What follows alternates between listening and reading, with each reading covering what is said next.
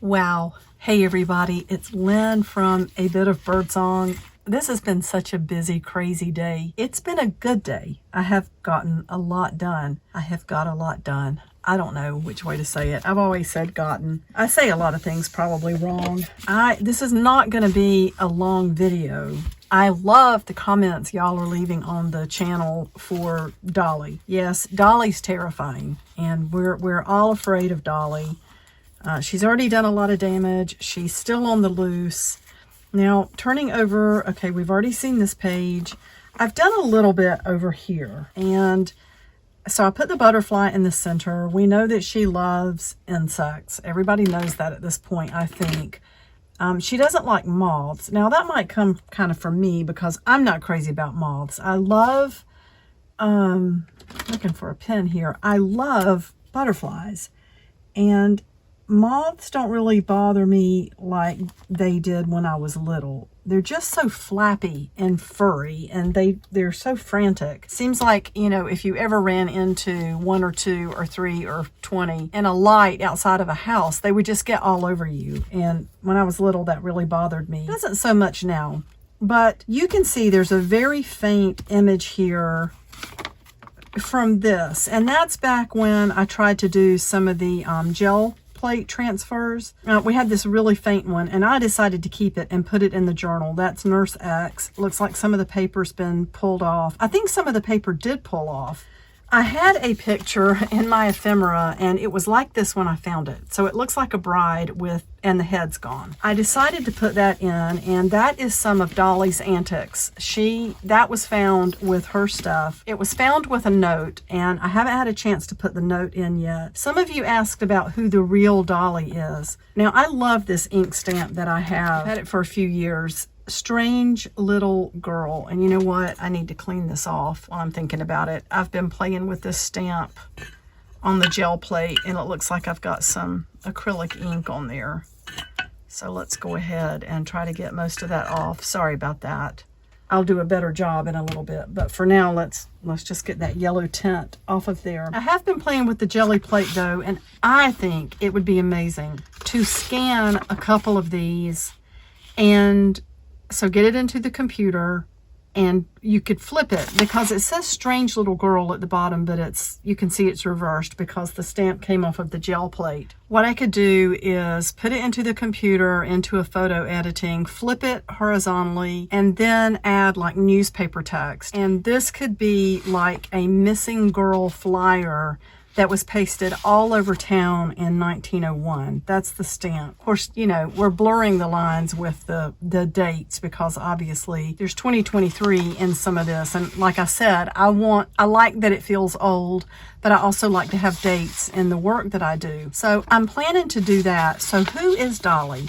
Dolly does or did have a sister, and they were labeled, you know, well, she was labeled a strange little girl. Her sister went missing or was reported missing when they were young like this. And Dolly has hinted before that she knows what happened to her sister, and she has said that she took care of her. Well, they don't really know if she was taken care of in a good way or a bad way. Dolly didn't come from a good background. And so it could be that her sister is somewhere in a safe place where no harm would come to her, and maybe left with a family or something. And Dolly, of course, has continued to be on the rampage. As far as where they're living, we need to think about all of this. I'm still working out those details. But just know that Dolly has got a lot of trickery on her mind. I don't like to let a day go by without checking in. I wanted to say thank you for all the support with the fun packs, the paper heavy packs. Those are really nice, and I do try to always add a few extras before I send everything out. Anyway, that's all I have for today, and sorry I don't have the desk all set up to make this really look nice and Halloween-y. We will definitely have that done by the end of the month. I'm kind of just blank at this point because I've worked so hard today, listing things, sorting things. I've been to the store this evening to get cat food. Kim, I will send you a message about those files. I'm loving Ko-fi. I think it's working out great so far. It's so hard to know. It can be so hard to know what to do online. It's important to have a website, but then you pay for hosting every single month. I pay about $15 a month just to have my website, and it has WordPress on it. It's even more expensive to have a store on your website where people can purchase. Then you think, well, maybe Etsy would be better, but then with Etsy, you have less control over your money. They are taking so many fees. I do love Ko-fi so far, and I was thinking today, maybe that should just be my website. It would save me $15 a month, and I could start moving all of my, images, data, blog entries. And then I look back at my website and I think, oh, that's a lot of work. And what if at some point you're not satisfied with Ko-fi? Then you're going to be moving things around again. It's a lot. Anybody out there who has a business where you have a website and you are on multiple social media platforms and you're trying to make a living doing this, because YouTube is a lot of work. Making and editing videos is a lot of work. And I love doing it. But, the return you get money-wise, it's like a snowball effect. I think the longer you stay with it, the more subscribers you have, the more of a loyal base of supporters that you have. Even if they don't do anything except just watch your videos and comment, that's a huge thing.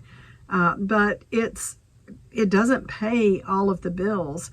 So my point is, when you start looking at all your social media and what you're paying and what you're making and what different sites offer, it can be very, very overwhelming. Okay, well, I'm going to go inside at this point. I've done a lot of work, like I said, and I have a lot of packages to get in the mail this weekend. Jason should be home soon. He had a gig this afternoon at the airport, of all places. There is a restaurant inside RDU Airport, and security is intense. He can't just stroll in there with his equipment. They have to be checked by security and walked into the restaurant, and it's a 3-hour gig. One of the things I love is that he brings food home from this one, and it's always really good. So he's going to be home soon. I'm going to go inside so I can be there when he gets home, and I'm going to shut down Paper Town for the night. Thank you again to everyone. I appreciate all of you so much, more than I can say, and I always love hearing from all of you. Okay, bye for now.